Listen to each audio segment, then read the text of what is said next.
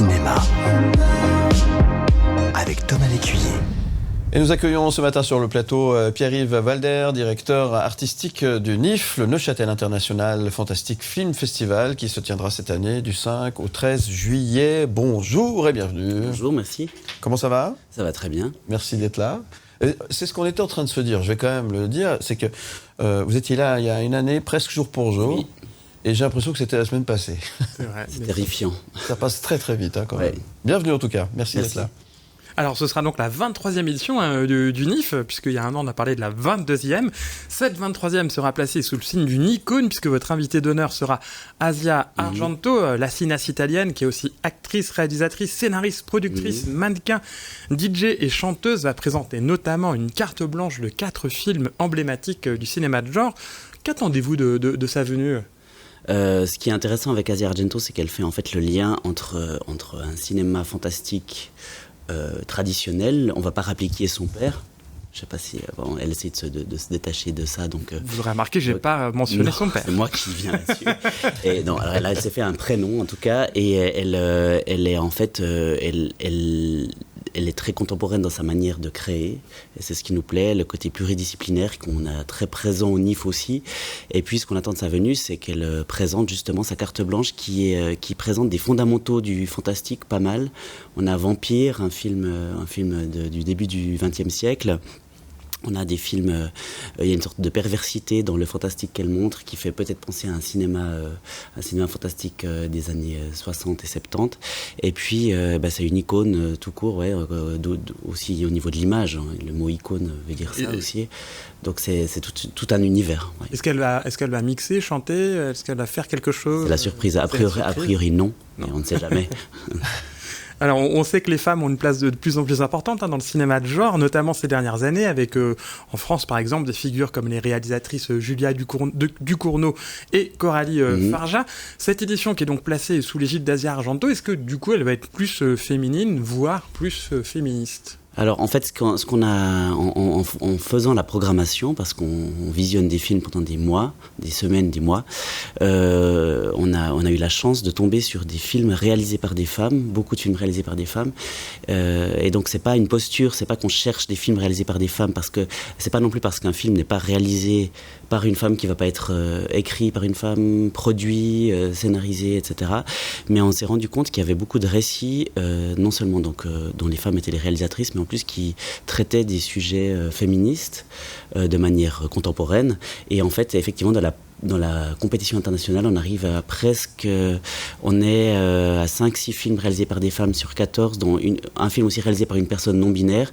Et c'est pas, encore une fois, c'était pas une volonté, on n'a pas cherché ça, mais le fait d'être tombé sur ces films, de les avoir visionnés, de les avoir beaucoup aimés, fait que nous sommes très fiers de montrer cette diversité. Et le cinéma fantastique n'est pas très féminin, mais le cinéma en général du tout, et beaucoup d'aspects du monde professionnel. Alors le cinéma fantastique, le cinéma de science-fiction, c'est un genre qui va explorer de façon cathartique les peurs qui rongent nos sociétés. On parle souvent d'apocalypse, voire de post-apocalypse. On parle souvent de pandémie, d'invasion, de menaces globales mystérieuses, de virus ou de pollution mortelle, de catastrophes écologiques, de la montée des totalitarismes. Bref, un peu comme au téléjournal en ce moment. La réalité de notre monde, est-ce qu'elle n'est pas en train de dépasser la science-fiction ? Alors c'est toujours la question, en fait, je pense que la science-fiction avait vraiment un aspect, la science-fiction, l'anticipation, le cinéma fantastique en général, a un aspect visionnaire, malheureusement, et effectivement il y a pas mal d'aspects sociaux qui se vérifient par rapport à ce qu'on a pu voir dans certaines œuvres de fiction, pas seulement fantastiques d'ailleurs. Et puis c'est pour ça que je trouvais intéressant de pencher, de mettre notre loupe sur les élites pour la rétrospective 2024 qui s'appelle Eat the Rich. Donc on a récupéré ça plutôt ce slogan des milieux alternatifs, comme on disait à une certaine époque, milieu plutôt punk. Mais en fait c'est Jean-Jacques Rousseau qui aurait dit ça à l'époque, qui aurait dit quand le peuple n'aura plus rien à manger, eh bien il mangera le riche.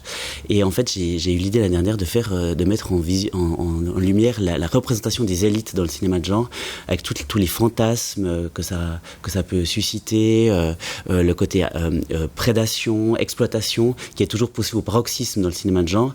Et malheureusement, en fait, j'avais pas prévu ce qui se passe par exemple en France en ce moment.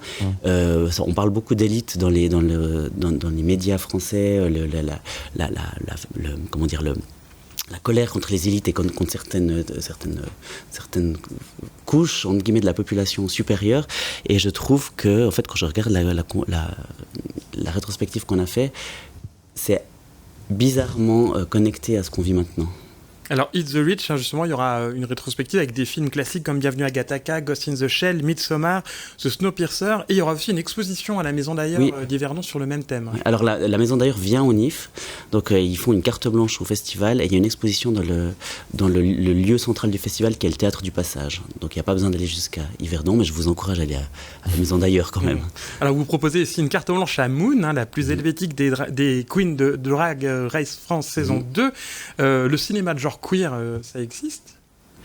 Oui, le cinéma, la culture queer existe en général.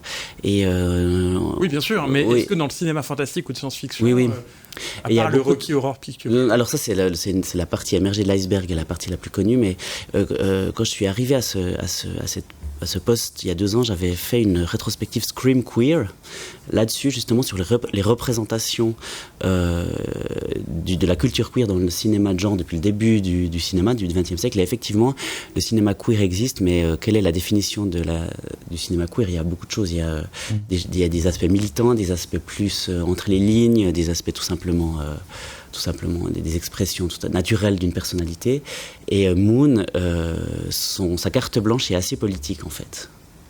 Et le cinéma suisse, dans le fantastique, il a sa place ou pas ? Oui, alors on a la chance de pouvoir présenter des œuvres suisses dans alors certaines fois dans la compétition, certaines fois dans les sections principales. Là, toujours chaque année, en tout cas, dans la section Amazing Switzerland, qui propose cette année un long métrage récent, nouveau, parce que c'est aussi rétrospectif comme section, qui s'appelle Milchzähne, les dents de lait, et c'est un film post-apocalyptique réalisé par une femme d'ailleurs, assez anxiogène mais très intéressant.